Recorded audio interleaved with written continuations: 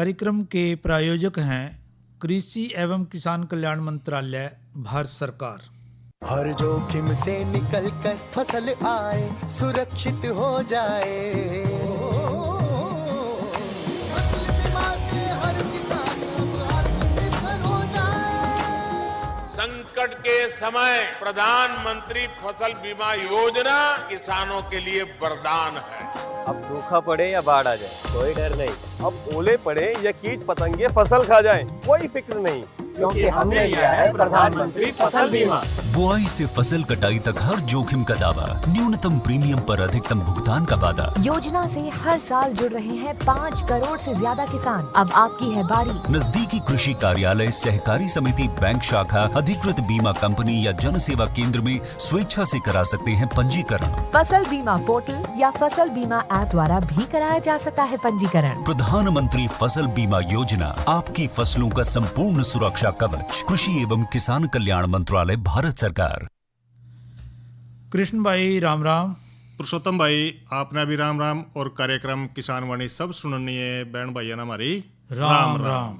तो कृष्ण भाई जी, देखो ठंड तो खूब हो रही है। बिल्कुल। आज थोड़ी सी राहत मिली। हाँ, धूप निकल गई ना, थोड़ी सी धूप निकल गई। हाँ, पर ऐसे में हमने फिर भी शीतलहर चल रही है, ठंड बढ़ रही है। ऐसा नहीं है कि ठंड खत्म होगी जी, पर उसमें हमने फिर भी अपने आप को बचा के रखना है। अपनी फसलों को बचा के रखना है, सब्जी को बचा के रखना।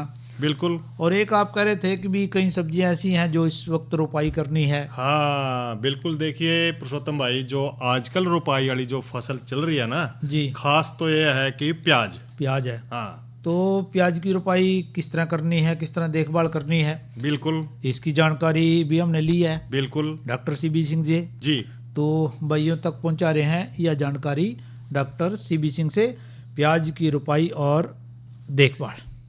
आज हमारी बातचीत का विषय रहेगा प्याज की रोपाई व देखभाल।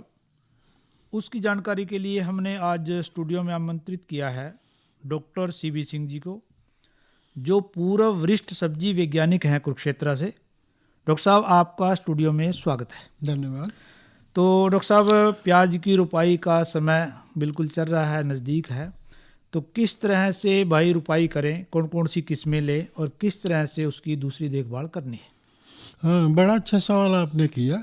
जहाँ तक प्याज की रोपाई की बात है, किसान भाइयों को बताना चाहूँगा कि जिन किसानों की पौध तैयार हो गई है जी, उसके रोपाई का बहुत उपयुक्त समय चल रहा है। हमारी जो सिफारिश है जी, दिसंबर के आखिरी से पूरी जनवरी तक रोपाई की जा सकती है।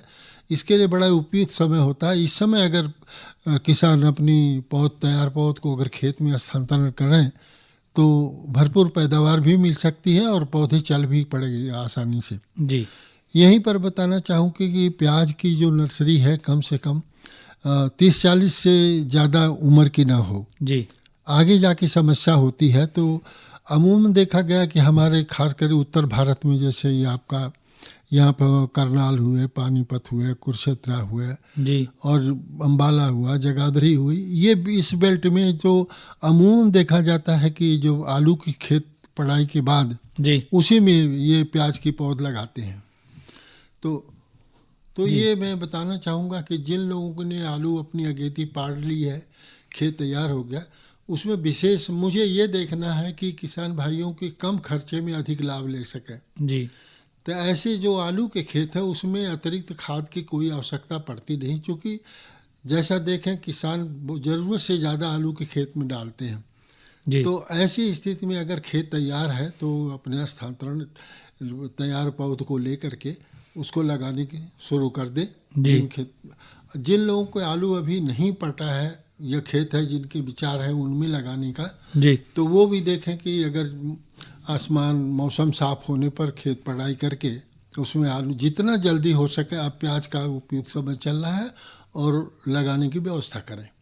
जो दिसंबर का पिछला पखवाड़ा है वहां से शुरू करनी है हमने। जी हाँ। और आलू जहां से हमने उखाड़ लिया जी, तो उस खेत को डॉक्टर साहब दोबारा से तैयार करना है? नहीं, कोई जरूरत नहीं। तो आलू निकालेंगे, दो चार बार एक जुताई कर करके समतल करके लेवल बना करके जी। और जैसा कि देखें कि अमूमन देखा जाए कि क्यारियाँ छोटी पतली उथली हाँ जी क्यारियाँ बनाते हैं खास करके। ये ध्यान रखें कि प्याज के लगाने के लिए जो क्यारियाँ हो जी वो उथली हो, अच्छा हो कि 1-1.5 मीटर से ज़्यादा चौड़ी ना हो, जी और डोल बना ले किनारे किनारे, और उसमें रोपाई करें। कम से कम 10 सेंटीमीटर जो है ना, एक पौध से पौध की दूरी पर रखें जी और लाइन से लाइन की 15 सेंटीमीटर की दूरी पर रख के जी और पौध को वहाँ लगाएं। ये ध्यान रखें कि जो क्यारियाँ बनाओ छिछली हो, और इसमें ऐसी व्यवस्था करें कि उसमें पानी, अगर हम लगाने के बाद पानी, तो उसमें पानी टिकना नहीं चाहिए, जी मतलब रेंग सा जाए तो ये पौध हमारी व्यवस्थित। यही और बताना चाहूँगा कि जम्मू में देखा कि लोग कीर मार के या निशान बना करके पौध रख लेते हैं। जी तो जो पौध खेत में लगाने हो तो उसके पहले 2-3 दिन तक, जैसे इस मौसम में तो जो आवश्यकता पड़ेगी नहीं जी औलन, अगर थोड़ा सा मौसम खुश्क हो तो उसमें 2-3 दिन पहले उसमें पानी देना बंद कर दें। जी चूँकि पौध अगर भूखी होगी तो व्यवस्थित जल्दी होगी वहाँ पर। जी खेत में जब लगाएंगे तो वहाँ पर वो अपने आप को संभलने के लिए जो जड़ें हैं वो मिट्टी के संपर्क में जल्दी आएंगी। तो जब पौध हमने लगाए डॉक्टर साहब, तो क्या उस वक्त नमी होनी चाहिए या बाद में नमी की जरूरत है? नहीं, कोई ज़रूरत नहीं है नमी की। खेत में नमी की उतनी आवश्यकता है नहीं जी। इसको लगाने के कम से कम, अगर ज़्यादा सूखा हो जी तो एक दिन हट के लगावें, ताकि जो जड़ें हैं ये मिट्टी के संपर्क में आ सकें, और हल्की सिंचाई कर दें। और जैसे आजकल का मौसम चल रहा है, थोड़ा सा बरसात जैसा भी है, धुंध जैसा भी है, कोहरे जैसा भी है, ऐसे में भी हम इसकी रोपाई कर सकते हैं बड़े आराम से। बरसात को कोई ऐसी बात नहीं, अगर खेत तैयार है तो ऐसी इतनी नहीं, जैसे मौसम विभाग की प्रेडिक्शन है और इतनी बारिश की अभी संभावना नहीं जताई जा सकी जी, तो इसमें लगाने के लिए उपयुक्त समय लगा सकते हैं। हाँ, इतना ज़रूर है कि पौधे थोड़ा सा, जब एटमॉस्फेयर में भी नमी होगी, खेत में भी नमी, तो पौधे उठेगी देरी में जी। तो इससे चिंता होने की ज़रूरत नहीं। जब इनको भरपूर लाइट मिलेगी पौधे अपने आप खड़े हो जाएंगे।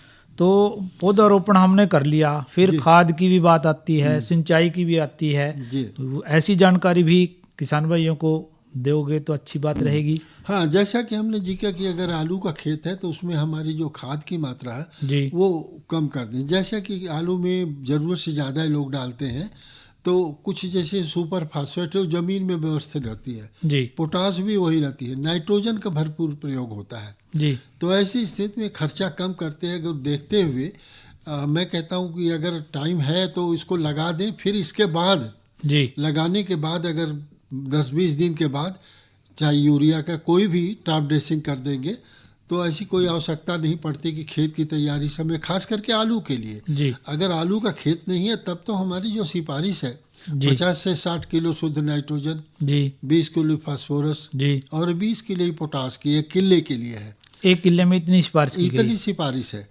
लेकिन अगर आलू का खेत है, जैसा कि हम देखते हैं किसानों की से बात होती है तो उनका यही सवाल होता है कि डॉक्टर साहब अगर हमने तो खाद इतनी डाल रखी है जी, तो क्या इसमें हम अब और भी खाद डाल के रोपाई करें? तो मेरी राय है कि जो आलू के खेत है उसमें भरपूर खाद पड़ी हुई है, खर्चा कम करिए ताकि हम प्रॉफिट ले सकें। इसमें अननेसेसरी हम खाद डाल करके हम अपनी आर्थिक दिश को कमज़ोर करते हैं और पौधे की भरपूर जो पौधा लेता है वो हमारा भरपूर प्रयोग नहीं कर पाता जी। तो ऐसी स्थिति में संतुलित खाद की, जैसे हमने जिक्र किया कि अगर मान लें इसके अलावा आलू के अलावा कोई खेत है तब तो खाद डालें, अन्यथा पौधरोपण का कार्य शुरू कर दें।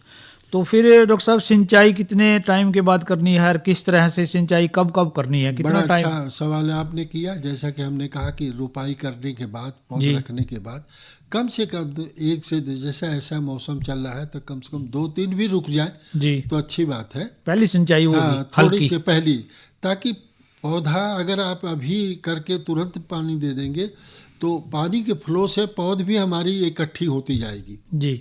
तो अगर 2 दिन रुक जाएंगे तो ये जो पौध की जड़ें हैं मिट्टी के संपर्क में आ जाएगी तो वो उस पानी के फ्लो में, बहाव में वो इकट्ठी नहीं होगी जी। इसलिए कम से कम 2-3 तक आप रुकने के बाद एक हल्की सिंचाई कर दें। पहली बार पहली बार तो सिंचाई कर देंगे जी इसके बाद कम से कम हम आपको 1 हफ्ते तक जरूरत नहीं पड़ती, जी तब तक पौधे अपने आप खड़े होने शुरू हो जाते हैं। जी तो ऐसी स्थिति में ये ध्यान रखें कि सिंचाई हल्की हो जी और 1 हफ्ता के पहले ना करें ना करें। और ये देखें कि अगर खुदा न खाता कहीं न कहीं अगर पौध इकट्ठी हो गई है जी तो दोबारा रोपाई भी कर सकते हैं, वहाँ पर जहाँ गैप फिलिंग हो कर लें, उसको भर दें।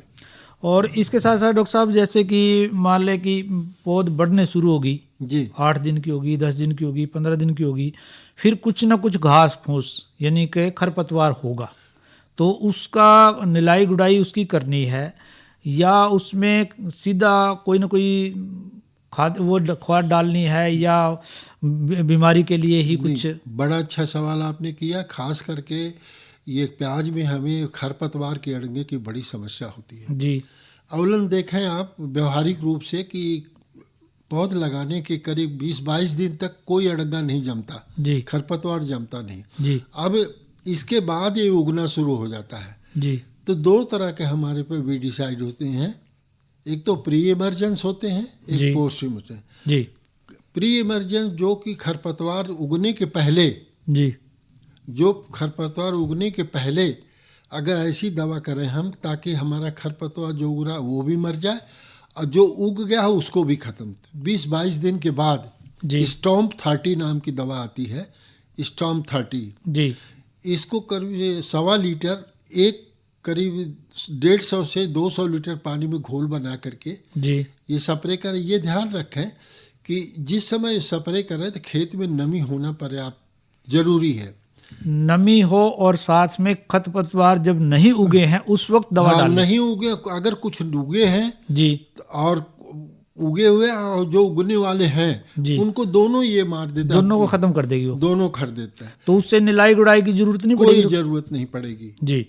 दूसरी बात एक है तो गोल नाम की आती दवा जी, इसका भी प्रयोग कर सकते हैं। ये भी करीब 200 मिलीलीटर, केवल 200 मिलीलीटर 200 और मिलीलीटर 150 से 200 लीटर पानी में घोल बना के अगर स्प्रे कर देंगे जी, तो जो अड़ंगे जमे होंगे खरपतवार वो भी नष्ट हो गए और जो जमने वाले होंगे वो भी नहीं जमेंगे जी। तो जैसा कि आपने जिक्र किया कि खरपतवार नियंत्रण प्याज के लिए बहुत ज़रूरी है। अगर खरपतवार आपने नहीं नियंत्रण किया तो देखा गया है कि प्रयोगों से 40% तक हमारी उपज के अच्छी उपज पे प्रतिकूल प्रभाव पड़ता है जी। तो खरपतवार रही सवाल गुड़ाई निलाई गुड़ाई सोई की बात कह रहे हैं जी।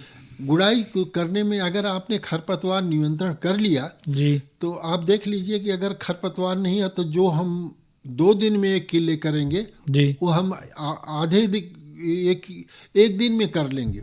तो अगर वीड फ्री रहेगा तो अगर कहीं ज़रूरत पड़ी कि हम थोड़ा सा एक्सपोजर हो जाए, जहाँ कहीं थोड़ी मिट्टियाँ हट गई हैं तो वहाँ पर नुराई गुड़ाई करके इसका भरपूर प्रयोग किया जा सकता है और इस तरह से हमें कोई आवश्यकता पड़ती नहीं।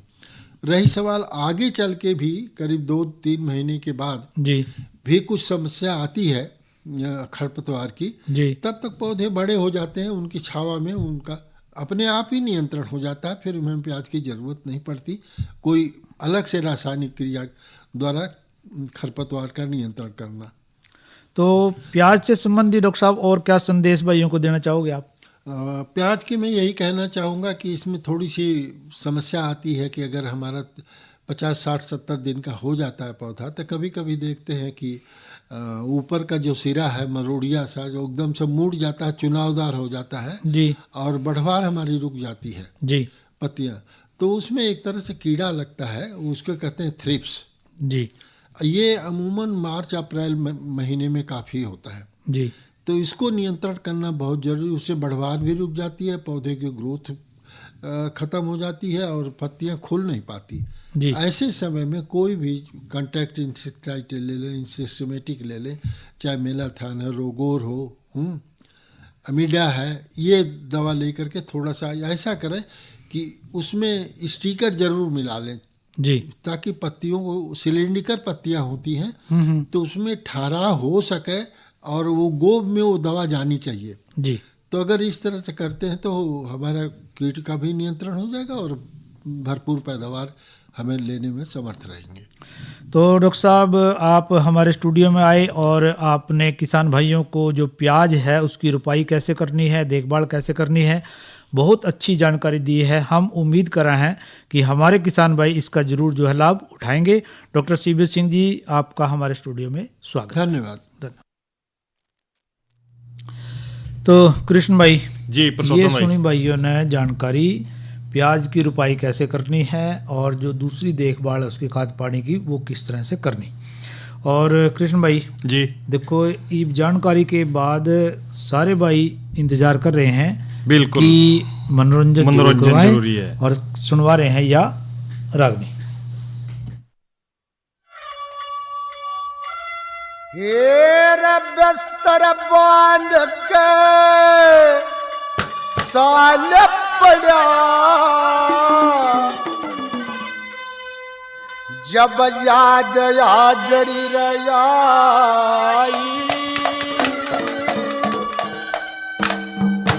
हेरा मेरे फकर में मेरी बहू ने रोटी भी न खाई।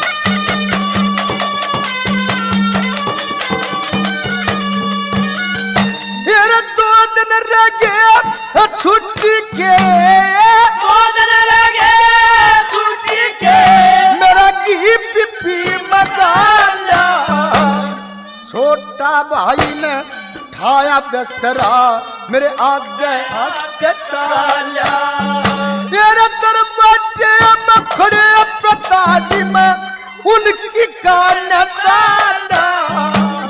कुएं पे मेरी बहू भेट गई सास सबर का गालिया रे, कुएं पे मेरी बहू भेट गई सास सबर का गालिया। आए हालत देख के बानू बोली, ना चाहती इसी कमाई, मेरे फकर में मेरी बहू फिर टेंशन ऊपर और टेंशन ऊपर पहुंच गया, ससुराल पड़े थी जड़े में, कला करूं मैं दरा बिस्तरा पहुंचा भी तब बगड़ी में। अरे छोटी साली रनू बोलिए धनू कोयल बोल झड़े में, आज जादू बैठ पलंग पे मैं बैठूं तेरी जड़े में, आज जादू बैठ पलंग पे मैं बैठूं तेरी जड़े में। आ गणेश नाम आया जी जाओ, गणेश नाम आया जी जाके भूल गया था राई।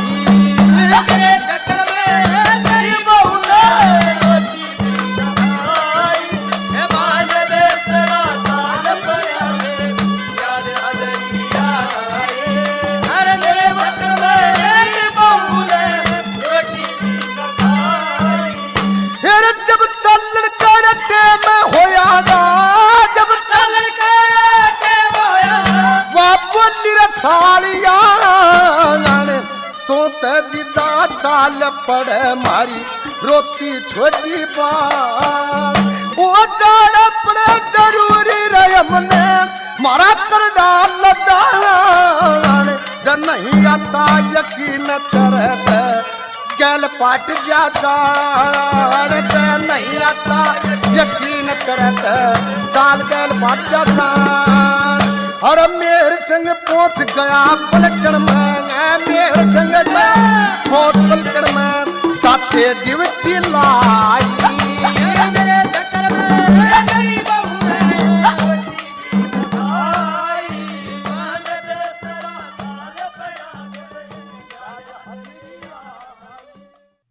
कृष्ण भाई जी पुरुषोत्तम भाई। यह सुनी हमने रागनी रणवीर की गाई हुई और जी। किस्सा था मेर सिंह का। बिल्कुल। और इसके बाद ही बात कर रहे हैं हम मौसम की। अब कह रहे थे सर्दी है तो सर्दी में जो तापमान है तो कम रहेगा। बिल्कुल। तो अधिकतम तापमान आज का रहा 18 डिग्री सेल्सियस और न्यूनतम 10 डिग्री सेल्सियस। और कल का अधिकतम तापमान 19 डिग्री सेल्सियस रहने की संभावना है और न्यूनतम 10।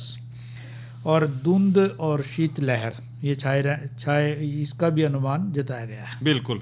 और इसके साथ साथ कृष्ण भाई ये भी भाइयों को बता दो कि जो कल किसान वाणी में हम चर्चा का विषय लेके आएंगे वो कौन कौन से रहेंगे। देखिए पुरुषोत्तम भाई, जो कल हम चर्चा करेंगे वो करेंगे दलहनी फसल मसर की देखभाल पर, और इसी के साथ ही दूसरी चर्चा करेंगे आज की नसीहत के अंतर्गत जी। ब्यात आए पशुओं की देखभाल पर।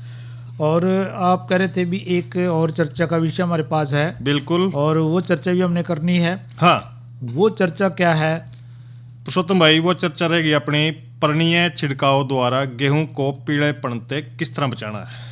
और कृष्ण भाई आपने विषय तो अच्छा लिया है क्योंकि ये कई भाइयों से किसान भाइयों से मिलकर या खेतों में जाने के बाद पता चला है कि जो विशेष तौर पे गेहूं की जो बालें हैं यानी कि जो पत्ते हैं हाँ, वो पीले हो रहे। बिल्कुल। और पर्णीय का मतलब ये है कि पीले पत्तों पे छिड़काव करना। हाँ, पत्तों पे छिड़काव करना। और जैसे कि इसके कई कारणों है। बिल्कुल। पहला कारण तो यही है कि जहाँ जहाँ पर बरसात थोड़ी ज्यादा हुई हाँ, भी है की बात, बिल्कुल वही भी है। और जो खेत ऊंचाई वाले थे उनमें तो ज्यादा दिक्कत नहीं आई। अब पुरुषोत्तम भाई मैं देखने गया था खेता में जी, जो एक तो पानी के भर रहे थे। हाँ, जो पानी के भर रहे थे ना, लेकिन कुछ किसान भाइयों ने पता क्या रखा था जी, उन्होंने खेत में खड्डे मारे, वो भी अच्छी बात ताकि भाई जो पानी है बारिश का वो उन खड्डे में आकर इकट्ठा हो जाए। हाँ, क्योंकि कृष्ण भाई जो पानी है ना अब आजकल दूसरे खेत में निकाल नहीं सकते आप ना, क्योंकि वो भी भर रहा। बिल्कुल ना पड़ोसी के खेत में निकाल सकते नहीं। तो कई किसान भाई ऐसे हमारे, एक तो आप कह रहे कि डोल के साथ साथ वो बना कर रखा डोल सी गड्ढा सा, बिल्कुल। और एक साथ में कई ऐसे किसान भाई समझदार हैं वो बोरिंग करवा के रखा खेत में। हाँ, बोर से उसमें पानी छोड़ दे। बिल्कुल। तो ये जो पानी जैसे पत्ते पीले की बात कर रहे हैं ना, हाँ, तो पत्ते पीले ज्यादातर ज्यादा बरसात से हुए और जहाँ खड़ा हो गया पानी, हाँ, डूंगा खेत था यानी डूंगे खेत वहाँ पीले हुए पत्ते। बिल्कुल। और उसका सबसे सही इलाज तो है कि हमने पानी निकालना उसका किसी भी तरीके से। बिल्कुल। और पानी निकल जाएगा, जैसे आज धूप निकल गई, हवा निकल गई तो फिर बढ़वार शुरू हो जाएगी। बिल्कुल। और पर पीले पत्ते होने के और भी कई कारण है। वो बताओ, एक तो जैसे लोहे की कमी है। बिल्कुल। तो लोहे की कमी से भी जो पत्ते हैं वो पीले पीले दिखाई देंगे। हाँ, तो उसमें हमने छिड़काव करना है। बिल्कुल। और छिड़काव जब कर देंगे तो यूरिया का छिड़काव करना। कई बार ऐसा भी होता है पीले पत्ते का कारण एक ये है कि जो हमारी खाद्य है ना, हाँ, हम बार बार एक जिक्र कर रहा है कि हमने खाद संतुलित डालनी। बिल्कुल। संतुलित का अर्थ यह है कि जितनी सिफारिश कर की हो। हाँ, और उस सिफारिश से भी पहले कृष्ण भाई एक बात और करनी, बिल्कुल भी हमने अपनी मिट्टी की जांच करवा मिट्टी की जांच। और मिट्टी की जांच आपने जैसे करवाई तो आप संतुलित खाद ही डालोगे।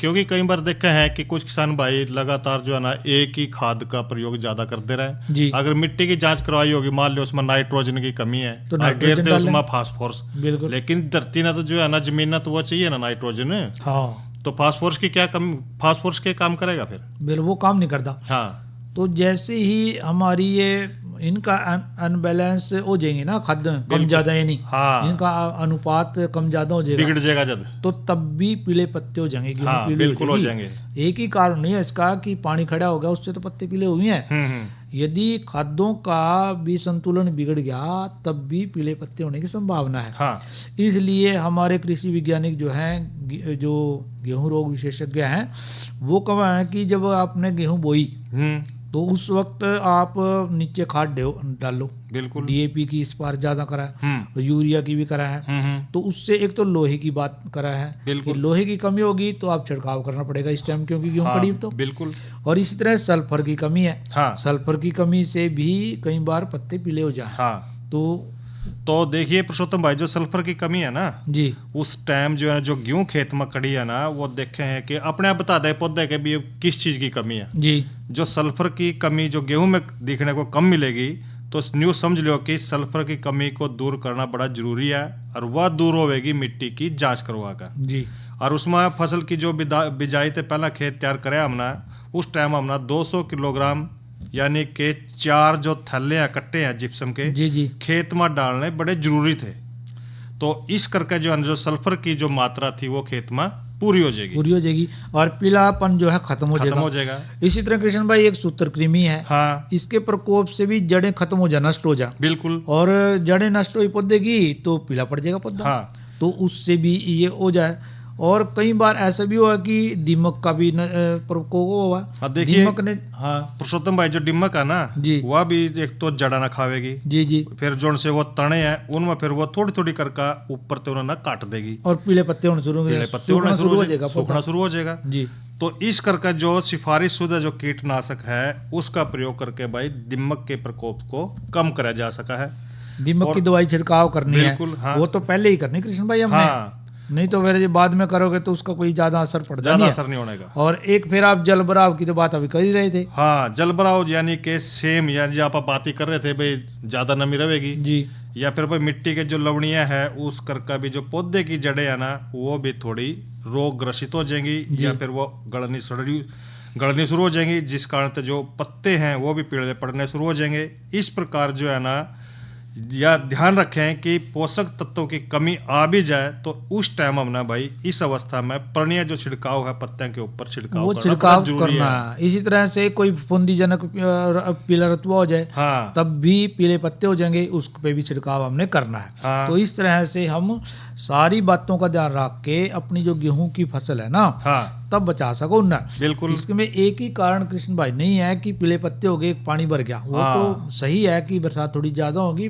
पीले पत्ते उससे हो सका, परंतु ये भी लोहे की कमी हो, सल्फर की हो, दीमक लग गया हो, सूत्रकृमि लग गया हो, या फिर जल ज्यादा हो गया हो, या फिर फफूंदीजनक पीला रतुआ लग गया हो, इन सारे कारणों से हमारी जो गेहूं की फसल है वो पीली हो सका है। और इसी प्रकार से खाद की अवस्था कम ज्यादा हो जाए, हाँ, तब भी ये पीली हो जाए। तो इस करके भाइयों को भाई जो है ना मिट्टी की जांच जरूरी करवानी है और अपनी गेहूं की पूरी देखभाल करनी है ताकि उपज जो है बढ़िया रहे। और कृष्ण भाई देखो कोई भी कार्यक्रम का समय समाप्त हो गया है, भाइयों से लेवा इजाजत। अच्छा भाइयों, राम राम। अरे अरे अरे क्या कर रहा है? इधर इधर इधर हम बोल रहे हैं तेरे बीजू का। उतला बोल रहा है? पक्षियों से तो हम खेत को बचा लेते हैं, पर इन घातक रसायनों से कैसे बचाएं? मतलब? देख बेटा, तू जो ये अंधाधुंध रसायन मिलाता है ना, मिट्टी की सेहत बिगड़ने लगी है, और जब माटी ही कमजोर पड़ जाएगी तो उपज कैसे सेहतमंद होगी? अरे पहले ऐसा नहीं था, पूछना अपने बड़े बुजुर्गों से, कैसे फसल लहलहाती थी, शुद्धता झलकती थी। हाँ, माटी भी तंदुरुस्त और लोग भी। अरे अब पहली वाली बात कहाँ? पर अब तो सब यही डाले हैं। सब नहीं, आज भी लाखों जागरूक किसान परंपरागत विधि से फसल उगा रहे हैं, खर्चा कम और उपज की कीमत भी बेहतर पा रहे हैं। सच है? रे बेटे, एक्सपीरियंस से बता रहे हैं, धूप में बाल सफेद नहीं किए हैं। हाँ। ठीक है भाई, मैं भी आज से जैविक खेती शुरू करूंगा। माटी से प्रेम की परंपरा है, परंपरागत खेती। कार्यक्रम के प्रायोजक थे कृषि एवं किसान कल्याण मंत्रालय, भारत सरकार।